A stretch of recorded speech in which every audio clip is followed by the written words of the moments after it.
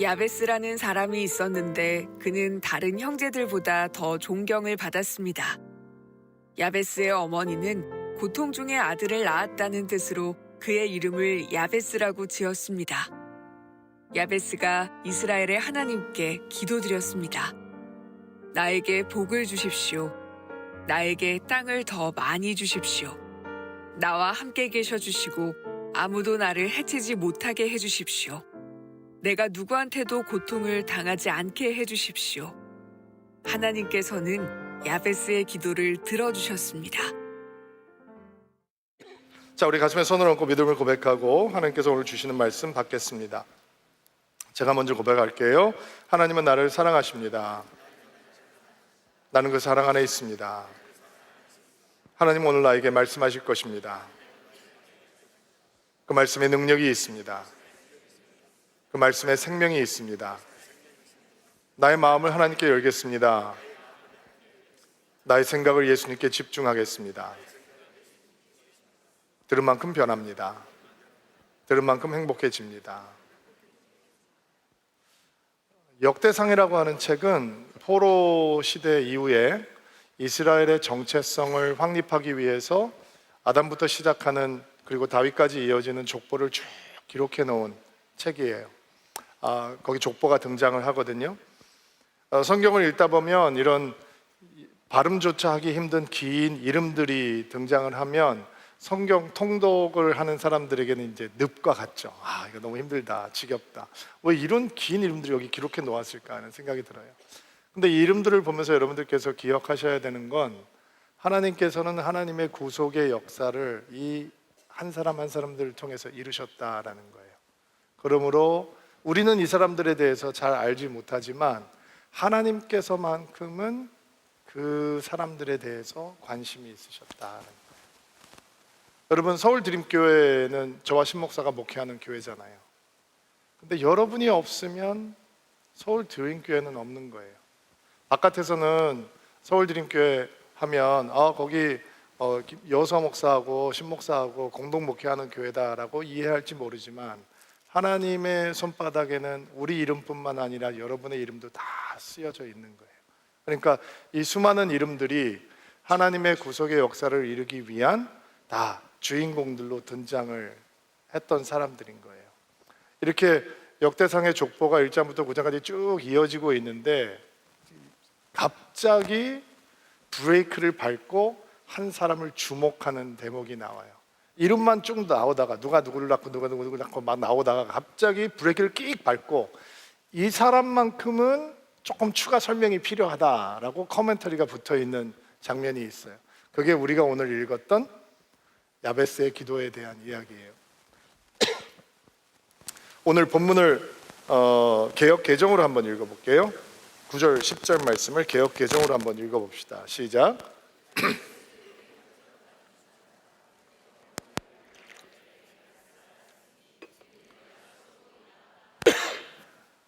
야베스가 이스라엘 하나님께 아뢰어 이르되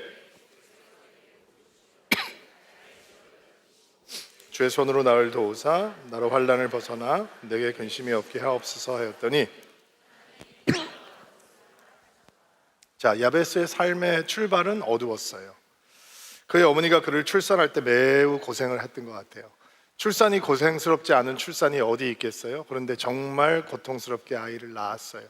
그래서 이름을 야베스라고 지었어요. 야베스라고 하는 이름의 뜻은 고통 중에 태어난 자, 고통스러운 자, 슬픔 이런 뜻을 가지고 있는 이름이에요.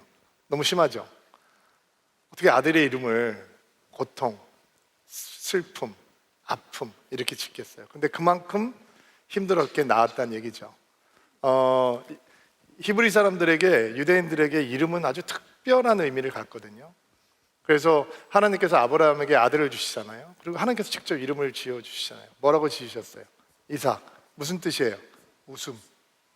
웃음을 가져다 주시고 알기 때문에 웃음이라고 이름을 지으세요. 마리아를 통해서 하나님의 아들 예수 그리스도께서 태어나실 것이라는 것을 알게 된 다음에 아이를 이름을 뭐라고 지으라고 들었어요? 예수라는 건 무슨 뜻이에요? 하나님은 구원하신다는 뜻이에요. 여호수아, 호세야, 예수 다 같은 뜻이죠. 제가 큰아이가 임신을 하고 출산을 준비하면서 저한테 아빠가 한국 이름을 좀 지어줬으면 좋겠다라는 부탁을 받고 정말 많이 고민했어요. 기도도 많이 하고. 근데 좋은 이름이 떠오르지 않는 거예요.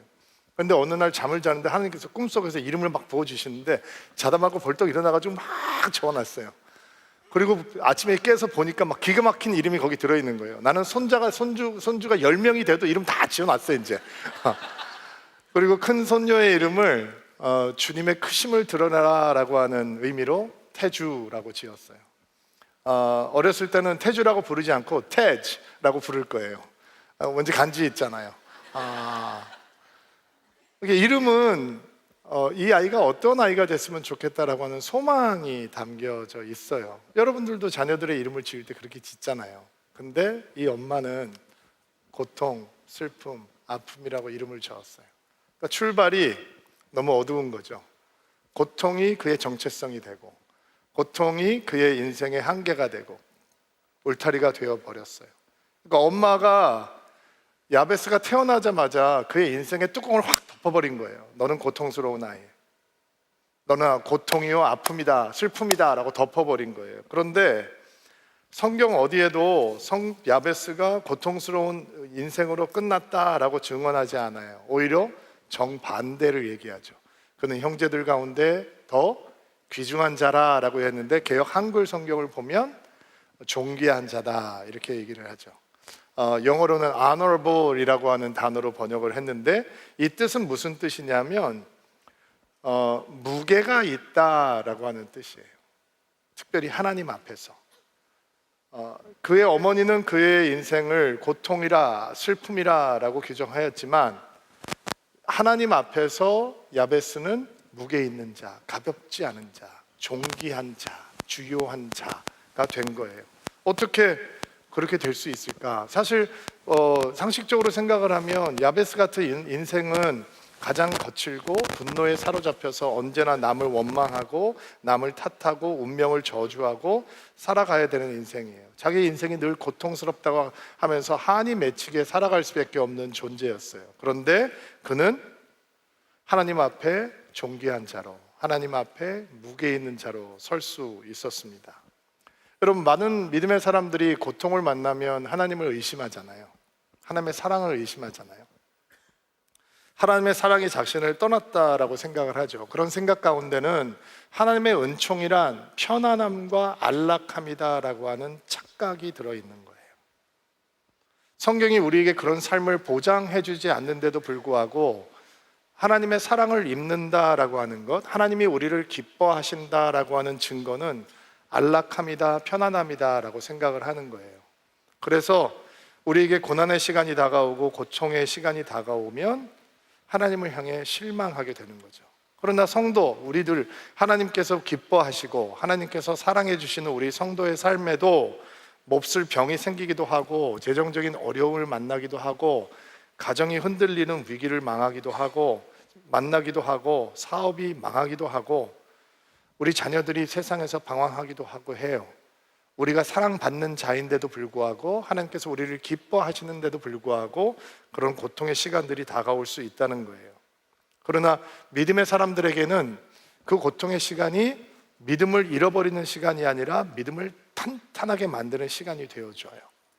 팀 켈러 목사님이 고통에 답하다라고 하는 책에서 고통이 하나님과의 관계를 탄탄하게 만드는 이유는 고통이 하나님과의 관계를 시험하기 때문이다라고 설명했어요. 이게 고통이 우리와 하나님과의 관계를 시험한다라고 하는 건 어떤 의미냐면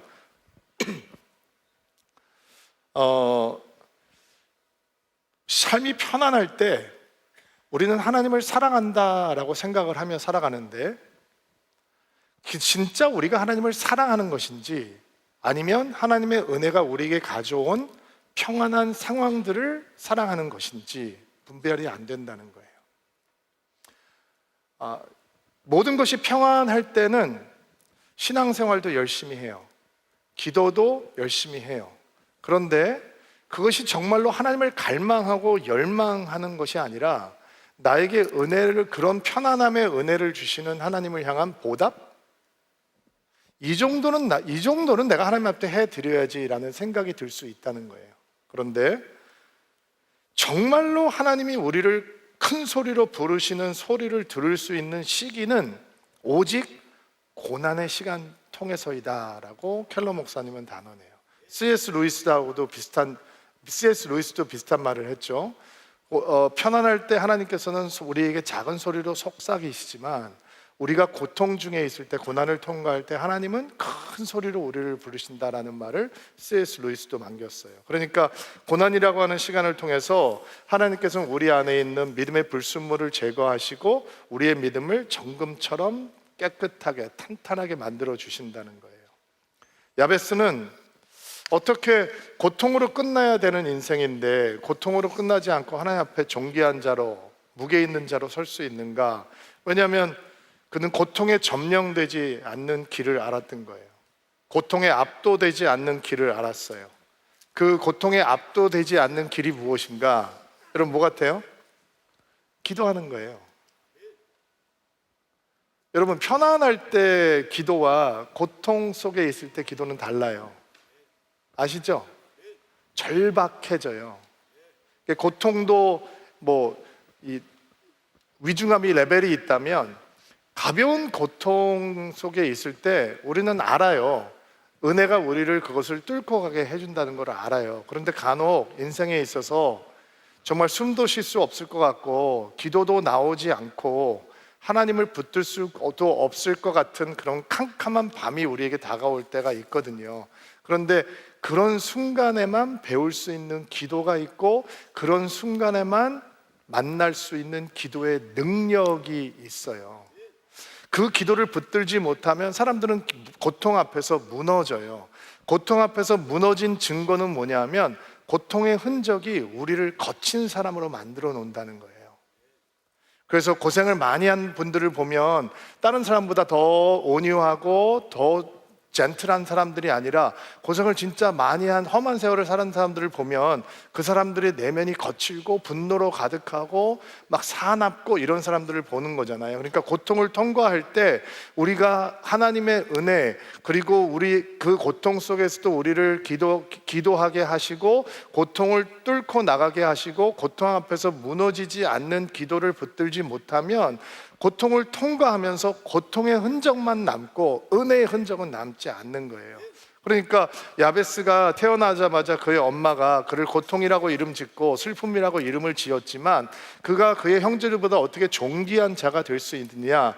그가 고통에 점령당하지 않는 기도를 배웠기 때문이에요. 그 기도가 오늘 우리가 보게 될 야베스의 기도입니다. 10절 말씀을 한번 같이 볼게요. 10절 말씀을 야베스의 기도의 내용인데 한 목소리 읽어주시겠어요? 시작. 10절을 개역 개정으로 읽을게요. 시작.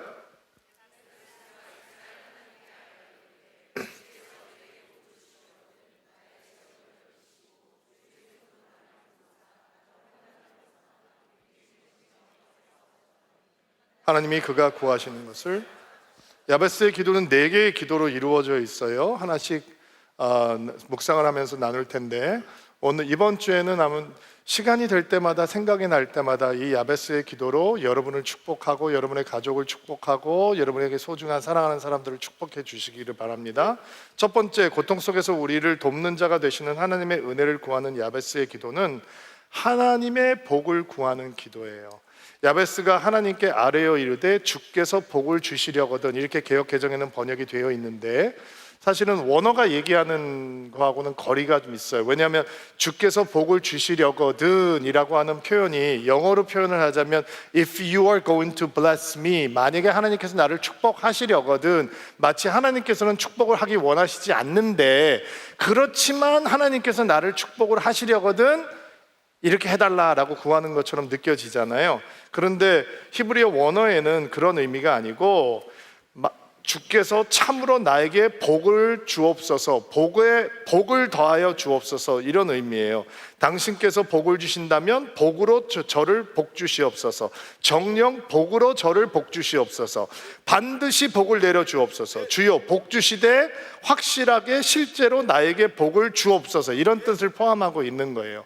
그리고 그가 구하는 것은 땅의 복이 아닌 거예요. 하나님, 내가 고통스러운 인생인데 재산이 많아지면, 짐승무리가 많아지면, 종이 많아지면, 재물이 늘어나면 나는 이제는 고통스러운 인생이 안 될 테니까 나에게 이렇게 세상에서 좀 잘 되게 해주세요, 이런 거를 구하고 있는 것이 아니라 하나님의 복을 그 복 위에 더하여 주옵소서, 이렇게 구하고 있는 거예요.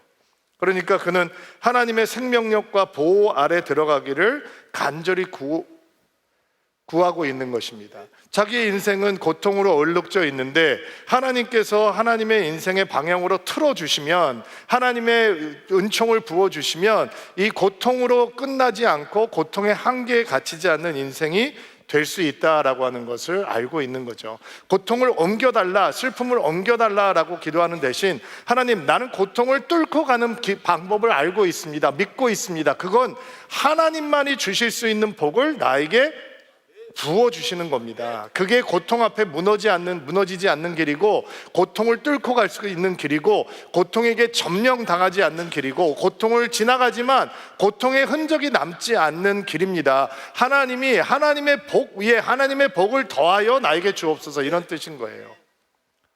여러분, 제가 여러분들을 위해서 기도하잖아요.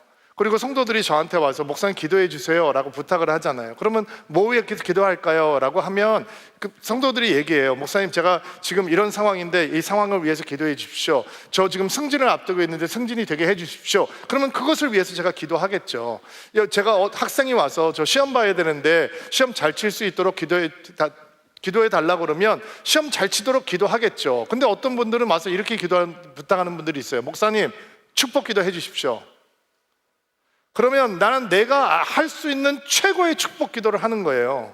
저는 요즘 성도들을 축복할 때 제 마음을 뜨겁게 하는 기도는, 하나님, 이 성도 위에 축복을 더하시고 은혜 위에 은혜를 더하시고, 막 이렇게 기도를 하는 거예요. 그러면 제 마음이 뜨거워져요. 내가 할 수 있는 최고의 은혜의 기도인 거예요. 만약에 여러분이 하나님 앞에 은총을 구하면서, 축복을 구하면서, 하나님, 나는 이게 필요합니다, 나는 건강 필요합니다, 나는 돈 필요합니다, 직업 필요합니다, 배우자가 필요합니다, 자녀가 필요합니다, 자녀가 돌아오기를 기도합니다, 이렇게 기도한다. 그러면 여러분, 하나님께서 준비해 주신 복보다 너무 좁은 거예요. 하나님은 여러분이 상상할 수 있는 것보다 더 큰 복을 준비하고 계세요. 그러면 여러분들은 하나님 앞에 은총을 구할 때, 하나님, 내 머리로는 하나님께서 나에게 주실 은혜를 다 담을 수 없습니다. 하나님께서 나를 위해서 준비해 주신 블레싱, 그 복이 어떤 것인지 내 머리와 내 마음으로는 온전히 이해하지 못합니다. 그래서 나는 세세하게 구체적으로 다 못 구합니다. 그러니 하나님께서 하나님의 복 위에 더하여 나에게 주시옵소서 기도하면 응답하시는 하나님이 알아서 복 주신단 말이에요. 그러면 목사님, 구체적으로 기도하면 안 되는 겁니까? 당연히 해야죠. 당연히 해야 하지만 우리가 고통 앞에서 무너질 것 같고 뚫고 나갈 수가 없을 것만큼 절박한 상황에서 우리가 주님 앞에 외쳐야 되는 기도는 그 고난을 옮겨달라고 하는 기도가 아니라, 그 고난 속에서 하나님께서만 우리에게 부어주실 수 있는 그 신령한 복 위에 복을 더하여 주옵소서라고 하는 기도란 말이에요. 이번 주에 설교를 준비하면서 고통에 대한 묵상을 많이 하고 고통에 대한 책들을 많이 찾아봤어요. 그러다 1747년 29살의 나이로 결핵으로 요절한 선교사님에 대해서 좀 읽게 됐어요. 데이빗 블레이너드라고 하는 선교사님인데, 그분은 원래 목사가 되기 원했던 분이셨어요. 근데 원래 병약한 사람이에요. 몸이 약한 사람인데 예일 대학교에 들어가서 신학을 공부하기 시작했어요. 근데 당시 사실 옛날에는 하버드, 예일 이런 학교들이 전부 다 목회자를 훈련하기 위해서 처음 시작된 학교들이니까, 근데 예일 대학이 영적으로 변질이 돼서 복음을 복음대로, 성경을 성경대로 가르치지 않고 변질되어 있는 상태였어요. 근데 뜨거운 마음을 갖고 있는 젊은이가 들어가 보니까 교수들의 강의나 설교가 생명력이 없는 거예요. 성경의 생명력, 복음력의 생명이 없으니까 그렇게 강의하고 설교했던 교수들을 막 비판하기 시작해요. 그 이유 때문에 예일 대학에서 퇴학을 당해요. 목사 될 길이 막힌 거죠.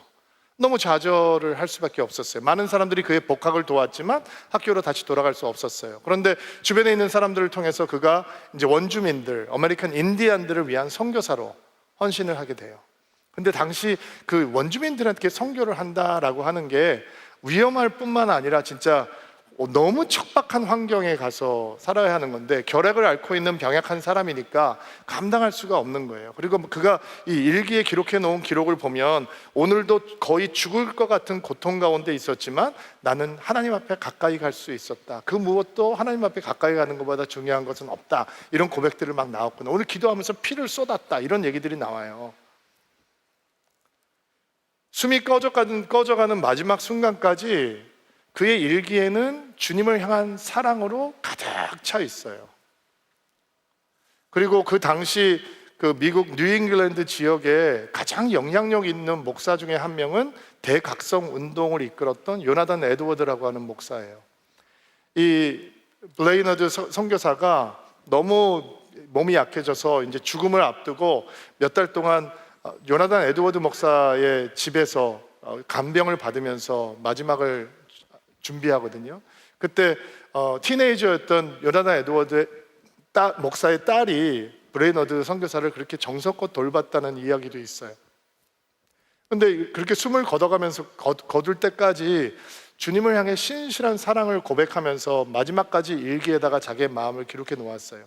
그가 죽은 다음에 그의 유품을 정리하다가 요나단 에드워드 목사가 그 일기장을 발견하고 데이비드 블레이너드의 생애와 일기라는 제목으로 출간을 하게 돼요. 그리고 그 책이 요나단 에드워드 목사의 설교만큼 유명한 사람이 아니었는데도 불구하고 요한 웨슬레 같은 사람은 훗날 모든 설교자와 모든 목회자들은 반드시 이 책을 읽어야 된다라고 고백을 했고, 또 시간이 훌쩍 100년이나 넘은 시간 뒤에 인도 선교의 아버지라고 했던 윌리엄 캐리 같은 사람은 이 책을 통해서 선교에 대한 헌신과 열정을 시작할 수 있었고, 우리가 잘 알고 있는 짐 엘리어트 선교사도 이 블레이너드의 생애와 일기라는 책을 통해서 선교의 열정을 키웠다고 해요. 여러분, 우리가 누릴 수 있는 가장 큰 복이 뭐예요? 그냥 고난이 없어지는 거예요? 아니죠. 고난 속에서 누구를 만나는 거냐면 예수 그리스도를 만나는 거예요. 인생이 만날 수 있는 가장 큰 복은 예수를 알고 예수를 믿고 예수를 사랑하고 예수 앞에 자신의 삶을 누리는 복이에요. 그거보다 더 큰 복은 없어요. 주께서 우리의 삶 가운데 복 위에 복을 더하여 주옵소서라고 하는 기도 속에는 우리는 그 예수님이라고 하는 최고의 블레싱을 알고 믿고 사랑하고 그분께 삶을 드리는 복이 포함되어 있는 거예요. 여러분, 자녀들을 위해서 기도하시잖아요. 여러분, 사랑하는 사람들을 위해서 기도하시잖아요. 무슨 기도하세요? 여러분, 예수 알고 예수 믿고 예수 사랑하고 예수 앞에 삶을 드리는 것보다 더 중요한 게 있나요? 예수를 알지 못하고 건강하면 그 건강이 죄를 짓는 통로가 되고, 예수를 알지 못하고 돈만 많이 생기면 그거는 그냥 교만의 통로가 되고, 예수를 알지 못하고 힘을 가지면 그거는 파괴적인 역할이 되는 거예요.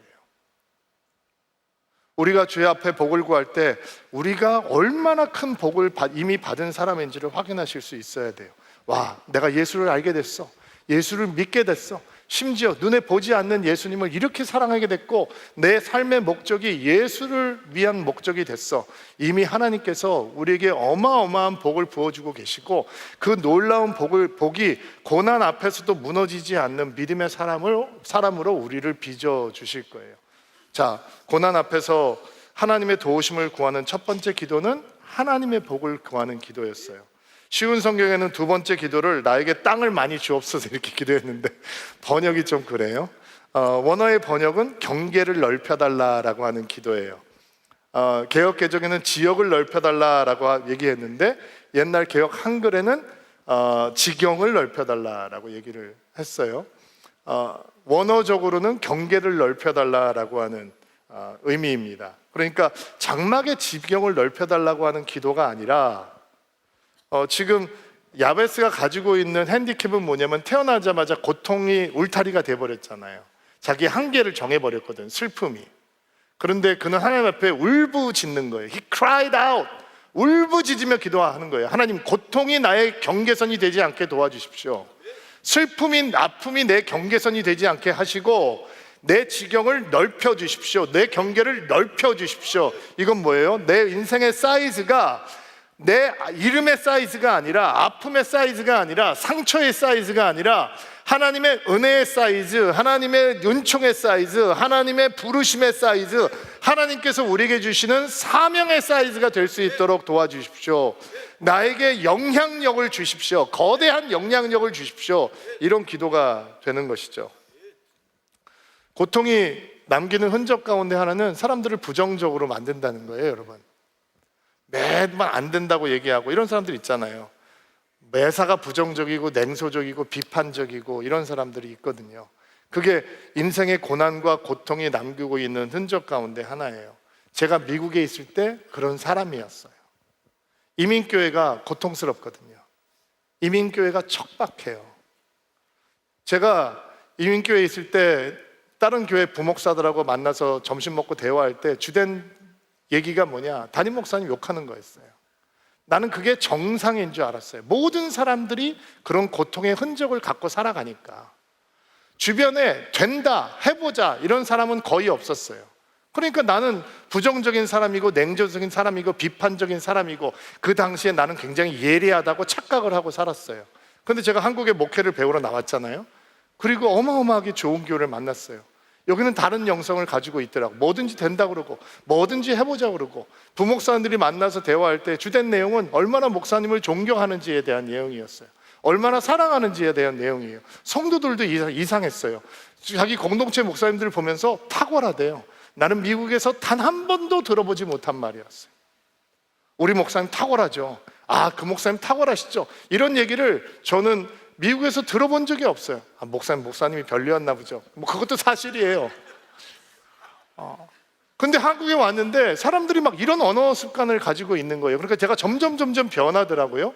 그리고 제가 어디까지 변하게 되냐면, 부정적인 생각, 냉소적인 사람, 비판적인 사람들과 같이 있으면 내가 견디질 못하는 거예요. 그때 제가 결정했어요. 나는 목회하는데 절대로 내 옆에 그런 사람들을 안 두겠다. 여러분, 목회는 치열한 영적인 전쟁인데, 그렇게 그냥 잘한다 해도 힘든데 옆에 부정적인 사람, 냉소적인 사람, 매사가 안 된다고 하는 사람 옆에 있으면 어떻게 목회를 하겠어요?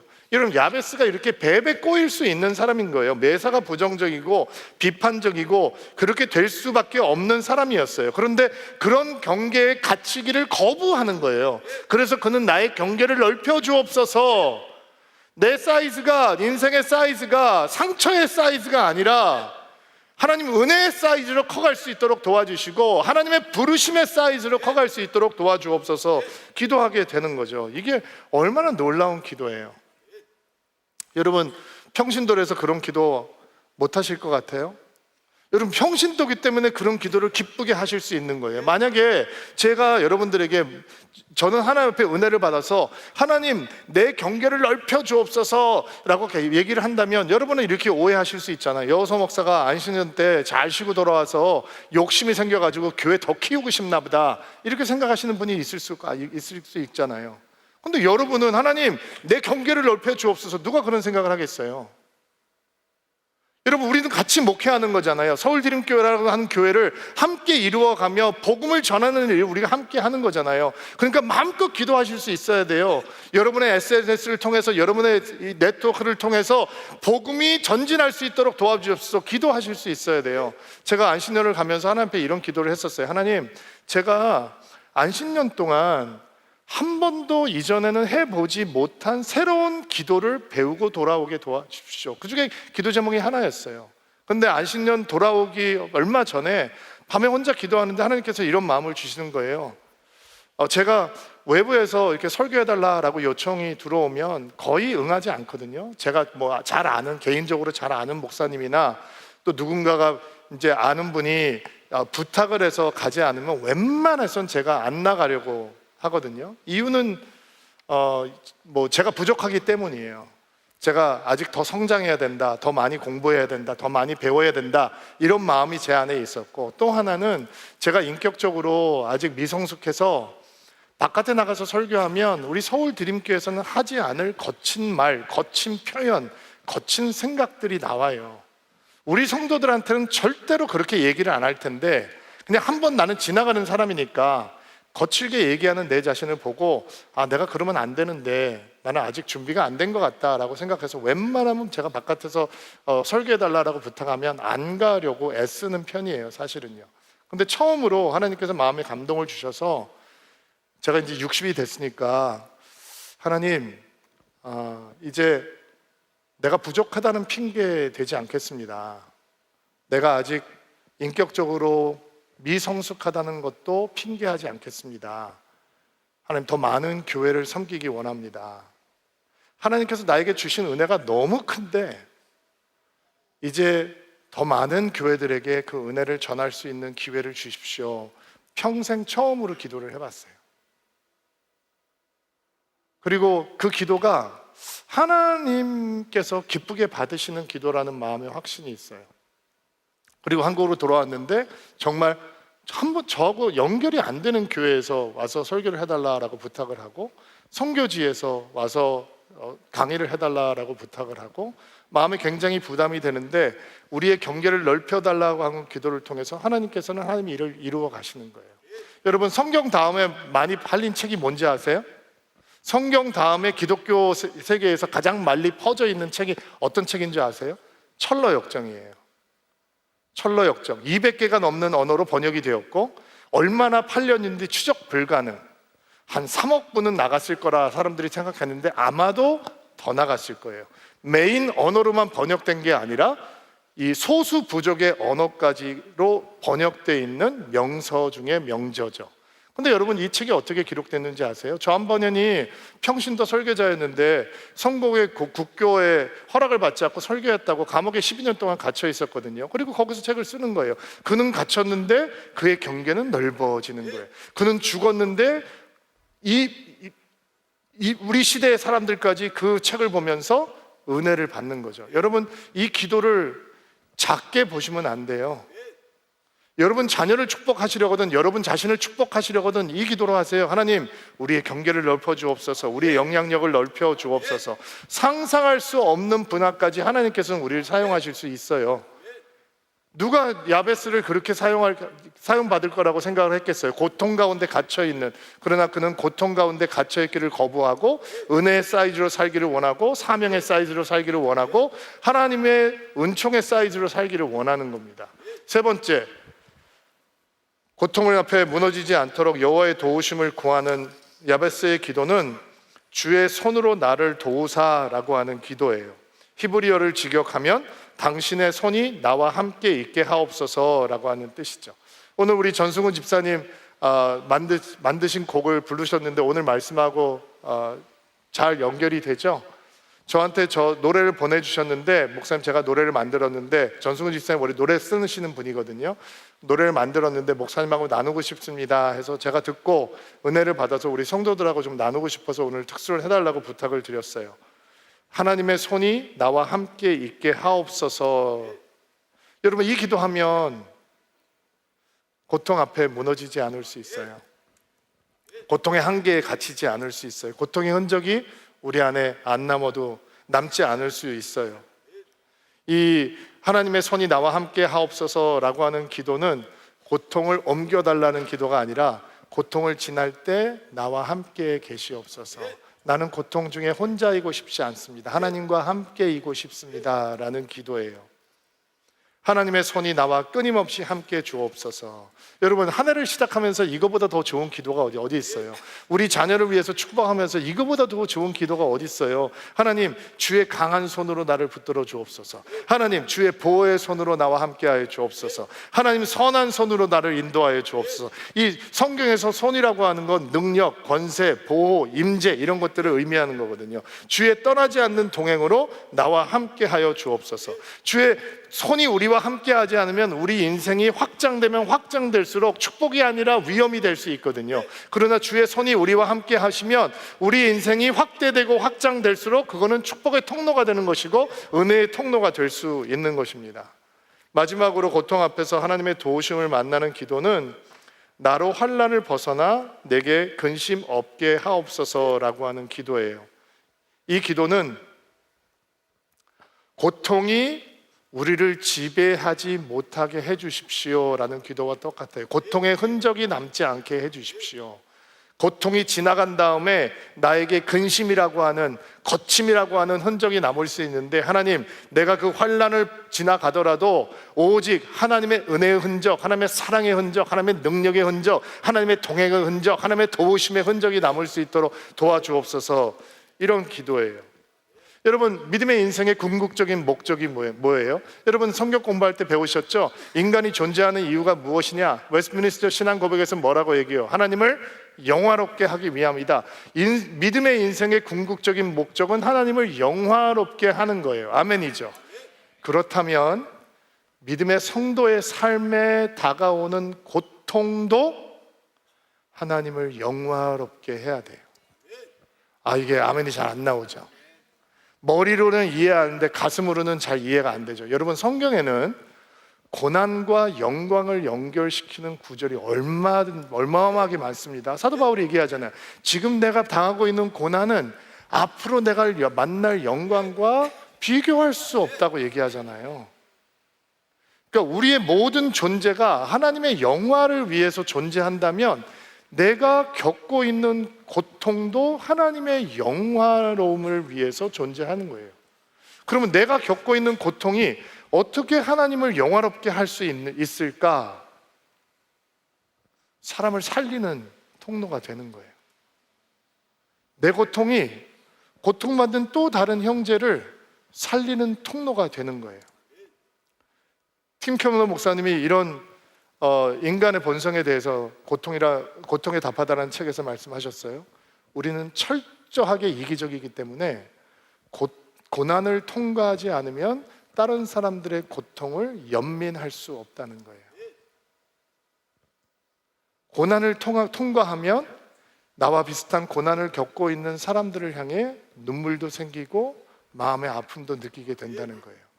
여러분, 만약에 내가 고통을 잘 통과했는데 내 안에 은혜의 흔적이 아니라 고통의 흔적만 남으면 그거는 사람을 살리는 통로가 될 수 없어요. 그런데 고통을 통과했는데 하나님의 다루심의 흔적, 하나님의 향한 기도의 능력의 흔적, 그리고 하나님의 놀라운 보호하심의 흔적, 하나님께서 우리와 동행하셨다고 하는 확실한 간증이 남고 승리의 간증이 흔적이 남으면 우리의 고통은 고통당하는 누군가를 살리는 통로가 되는 거예요.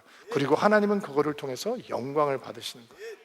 그래서 교회라고 하는 공동체는 내 아픔과 슬픔을 당당하게 자랑스럽게 부끄러워하지 않고 간증할 수 있는 곳이어야 해요. 목사님, 제가 해봤는데요, 사람들이 저 뒤에 가서 뒷담화하고 얘기 들었어?